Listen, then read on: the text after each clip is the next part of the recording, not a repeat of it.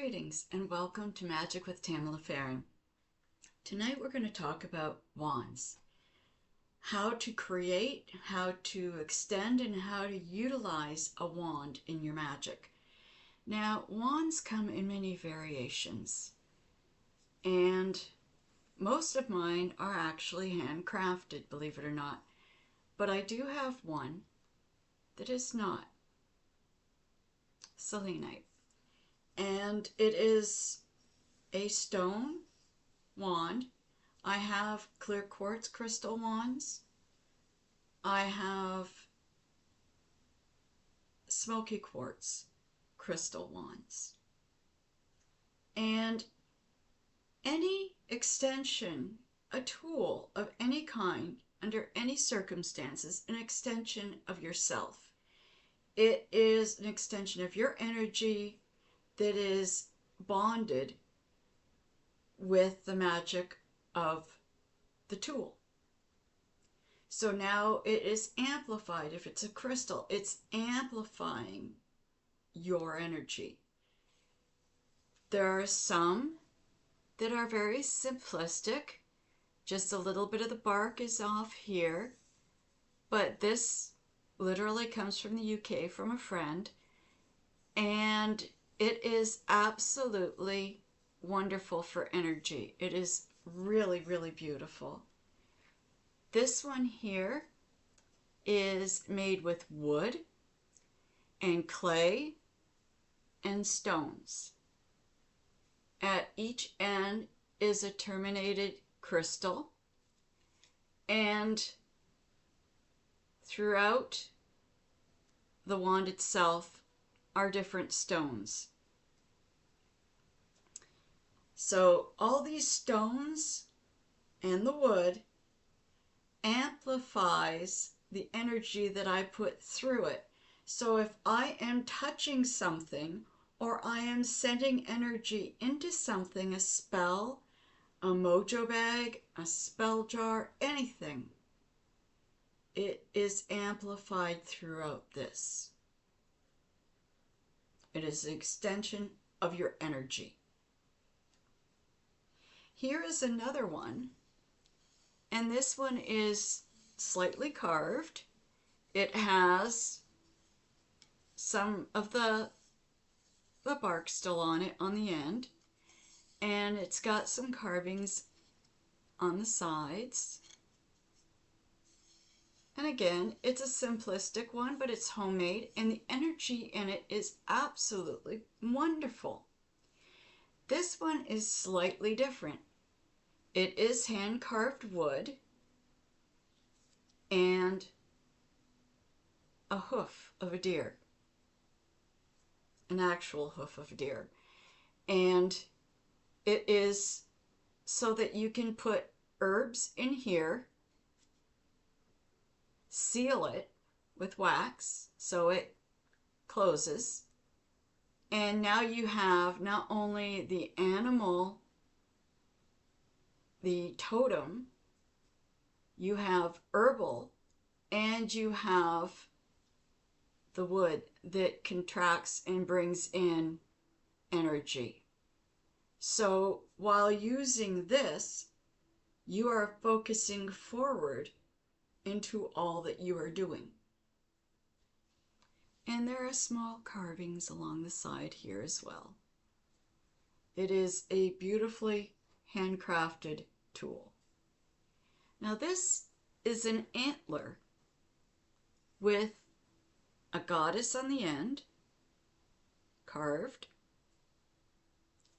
and a wooden extension along the shaft. It is utilized in many aspects of the craft,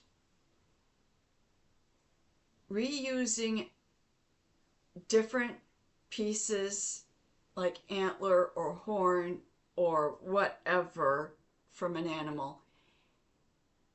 These are finds. No animal was hurt through these. These are finds. walking along the wires, electrical wires, finding antlers. These are all finds. And rather than have them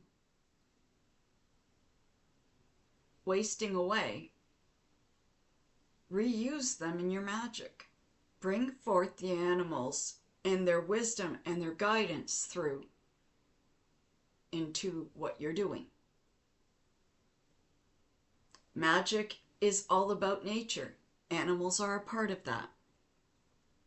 And it is not a crime to use something that is found. There are no animals that have been hurt for anything I have. I would never have allowed it. I'm not like that. But if you're more comfortable with wood or stone, that's fine too. I know some who have used copper and silver and different elements of metal for their wands. And that's wonderful. That's another earthen treasure that can be utilized in your magic. Creating an extension, a tool that's right for you, is half the point of using them. People who go out and just buy whatever, fine. You can do that too. You can sit there and argue you're not creative, you're not blah, blah, blah, etc., etc. This is not particularly creative. This is a stick that half the bark was taken off and it was sanded. Anybody can do this. A child can do this. But the energy that's put into it and the energy that is charged with and uses the person that works with it, that's what makes it a magical tool. Doesn't have to be fancy. Doesn't have to be $200 to $300 to make it work. Go for a walk in the woods. Go for a walk down by the water. A beautiful piece of driftwood. Anything that you might connect with.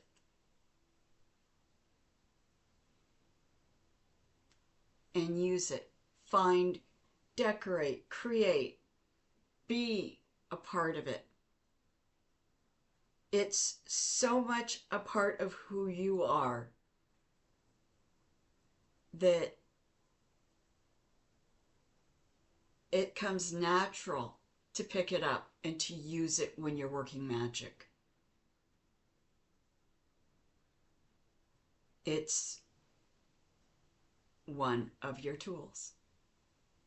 Now, I know a lot of people who sit there and say, I don't like tools, and they use just their 2 fingers as their wand, as whatever. And that's fine too. But I find when you're using a wand and the extension of your energy is put through, and like this one would amplify, it actually adds to the magic that you are doing. Staves, the same thing. You create it. You find it. You carve it, work with it, add to it, and it becomes your walking staff, your magical staff to use when you're out in the woods, when you're gathering. It helps to extend your energy. This is all a part of the magic that we do. And it doesn't take much. I mean, a Dremel tool, a knife, sandpaper. It doesn't take much.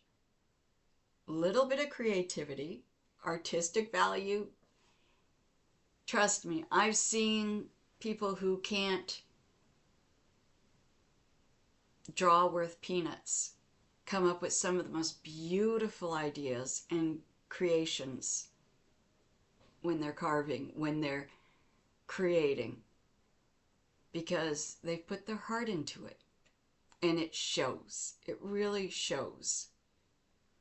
And you're sitting there going, why do you have so many?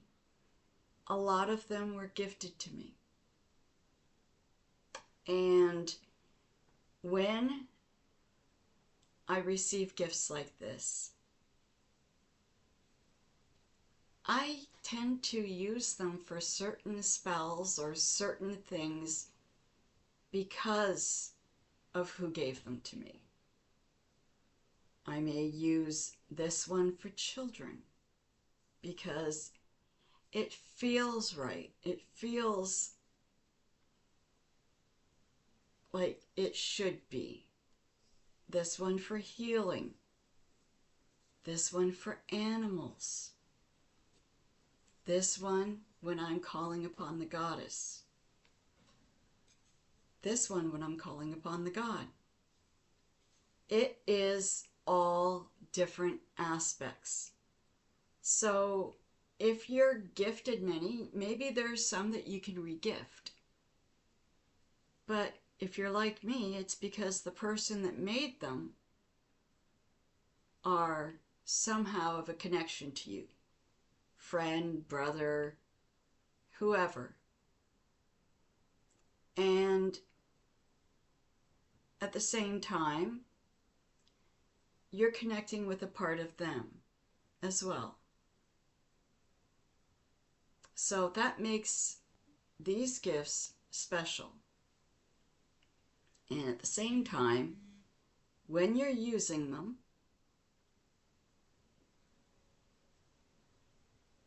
you're putting yourself into them. So at the same time, it now becomes a very personal part of you. So all your tools are extensions of you when you're doing your magic. But wands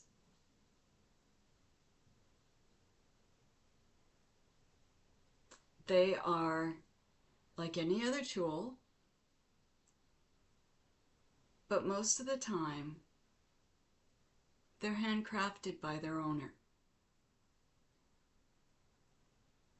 And if that is the case, and you have this glorified beauty that you found on the beach or in the woods, and you've been putting it off, fixing it up, take a day to enjoy, relax, and fix it up. Make it something worthwhile. Who knows? Maybe you'll start making a whole bunch of them and sell them in turn, or gift them in turn, and enjoy the craft that you are making. It may become a hobby for you. Either way, have fun. Many blessings. I have a reading coming up for you, and I hope you've enjoyed this video. Please share my videos, and please click and subscribe. Many blessings unto you all. So mote it be.